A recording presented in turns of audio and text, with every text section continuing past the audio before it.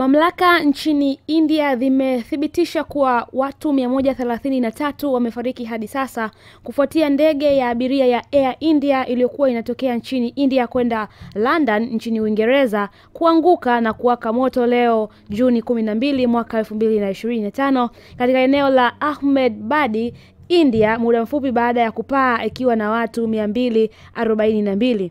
Ripoti zinasema vifo vinahofiwa kuongezeka. Air India imesema waliokuwa kwenye ndege hiyo ni pamoja na abiria 169 raia wa India, abiria 53 raia wa Uingereza, Wareno 7 na raia wa Canada 1, na tayari timu za dharura zipo eneo la tukio kutoa msaada baada ya sababu za ndege hiyo kupoteza mawasiliano na kuanguka. Bado sababu za ndege hiyo kupoteza mawasiliano na kuanguka haijawekwa wazi. Ndege hiyo ni Boeing 787 8 Dreamliner yenye usajili namba VTANB na serial number ni 36279 na ilipelekwa kuanza kazi India Januari mwaka 2014. Ndege hiyo kama ambavyo nilikwambia ilikuwa na jumla ya abiria na wahudumu 242 na ilianguka saa 7:38 mchana leo Alhamisi Juni 12 mwaka 2025, dakika chache tu baada ya kuweza kuruka kutoka uwanja wa ndege wa Ahmedabad nchini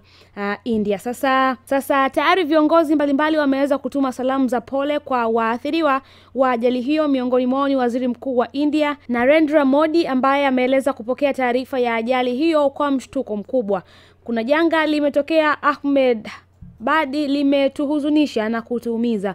Machozi yetu yanabubujika pamoja na familia za waathiriwa na ajali ya ndege hii, ameandika Modi kupitia akaunti yake ya mtandao wa X. Mbali na Modi, rais wa Russia Putin naye ameandika kuwa anatoa salamu za pole kwa rais wa India na Waziri Mkuu Modi. Tunaomboleza pamoja kufuatia ajali hiyo ya ndege. Hizo ni baadhi ya salamu za pole na salamu za rambirambi kutoka kwa viongozi mbalimbali duniani kote mara baada ya ajali hiyo kuweza kutokea huko nchini India, inayohusisha ndege ya Air India ambayo ilianguka siku hii ya leo Alhamisi tarehe 12 ya mwezi Juni mwaka 2025. Tuendelea kufuatilia kama kuna taarifa zote zitaendelea kutokea kuhusiana na walionusurika ama majeruhi ama kila kitakachoendelea, basi tutakuletea hapa updates zote ambazo zitatokea ndani ya Bobezi TV. Mimi naitwa Genevieve.